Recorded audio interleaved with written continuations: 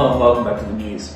For years now we've seen a decrease in the overall rates at which people have been smoking, followed by a decrease in the overall tolerance to smoking and smoking in public.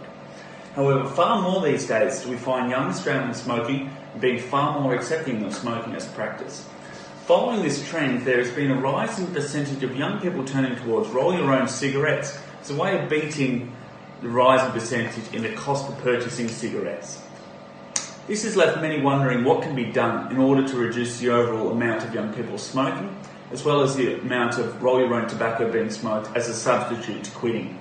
In our special report today, we investigate why it is so many young people are turning towards roll-your-own cigarettes, as well as chop in order to remain smoking, and what, if anything, can be done in order to reduce the social acceptance, as well as the rates of young people smoking in our community.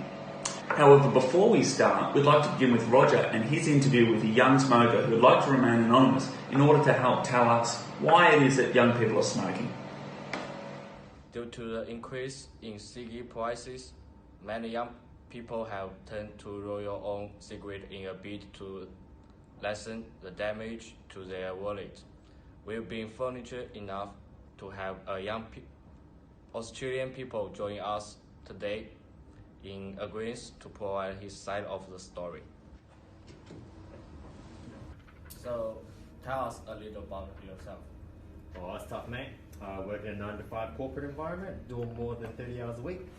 Currently renting with a housemate, and I'm definitely single. But this is going to be aired nationally, right? So, tell me, how did you start smoke? Well, my grandpops used to smoke. Pops did too. And on that one eventful night with good old Jimmy, told me not to be a girl and have a ciggy, and it's been ever since then, mate. What do you smoke? Oh, I used to smoke tailored cigarettes, but then I moved over to rollies. Why? It's definitely cheaper for one. The damn government is taxing everything. But rolling off one for yourself is an art form. It tastes better, and you can definitely feel that there's less chemicals in it. How many cigarettes do you smoke 1 week? Oh, who's really counting here, mate? But I say I go through a pouch a week. What do you think about the danger of smoke?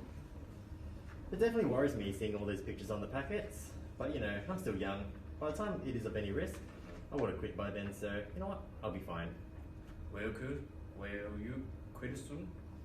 The idea of quitting is always there, but I don't think so. I have plenty of years ahead of me to think about that. What about reducing? Yeah, absolutely. Have you tried quitting or reducing? I tried quitting and reducing from time to time, but you know, as soon as the alcohol comes out or when work gets tough, you just can't stop. Thank you for talking with me. It's clear that there's more to roll-your-own smokers than first thought.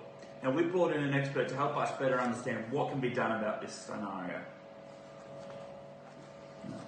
Now, so why do you believe young smokers are turning towards roll-your-own cigarettes?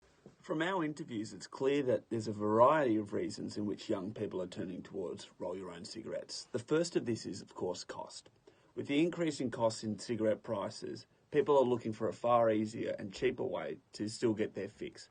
And so when buying a large pack or pouch of tobacco, they're able to save a considerable amount of money when it comes to the equivalency of buying tailored cigarettes. Another reason of this is health consciousness. People worry that tailored cigarettes are full of chemicals and full of additives that just make it more dangerous to your health. So when you're smoking pure tobacco in the form of a rollie, it's a far more safe idea and far more safe practice to be doing. Is it really a considerable issue? What's the percentage of young smokers? Still is a real considerable issue. Although the numbers have really quite decreased over the years, being in 1990 it was 28% of young Australians were smoking, and now it's only about 15%. The amount in the last few years has really kind of started to plateau off as we now reach a more involved and devoted base of the smoking community, whereas in previous times you were removing a lot of the casual smokers.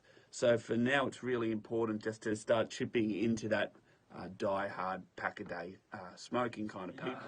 What's the current issues that we're missing in trying to get roll-your-own smokers to reduce the amount that they're smoking? We believe the biggest issue in which the way that we look at young smokers is being mistaken is that for now we're at a point where a lot of young smokers do not actually want to quit.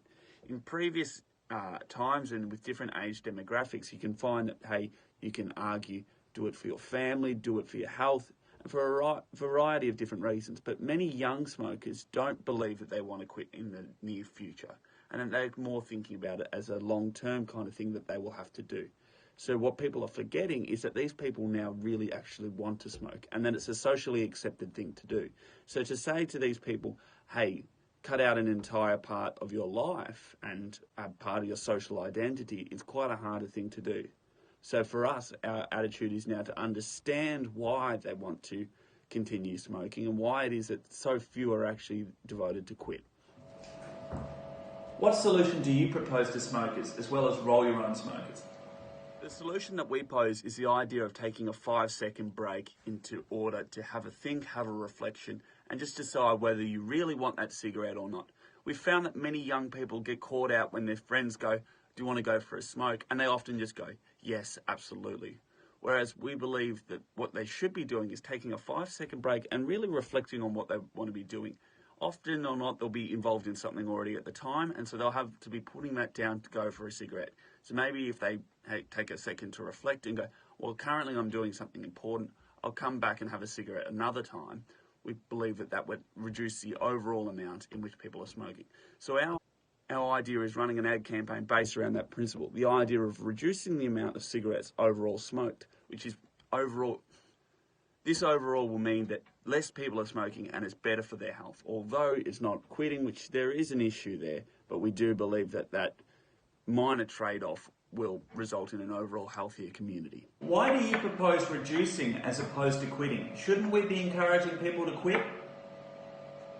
Unfortunately, we would like everyone to quit smoking entirely. That would be our goal. However, that's not a reasonable goal to expect in the short term. It can be a goal that we focus on the long term.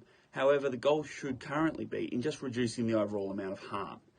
If we can reduce the overall amount of smoking from 30 cigarettes a week to 20, that reduces a considerable amount of harm which they'll be doing to themselves in the long run.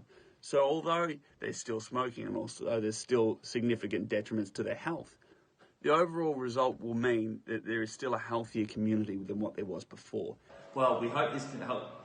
Well, we hope this better helps you understand why many young people are turning to roll your own cigarettes as a way to continue smoking, and what can be done to help solve these issues which now plague so many young people.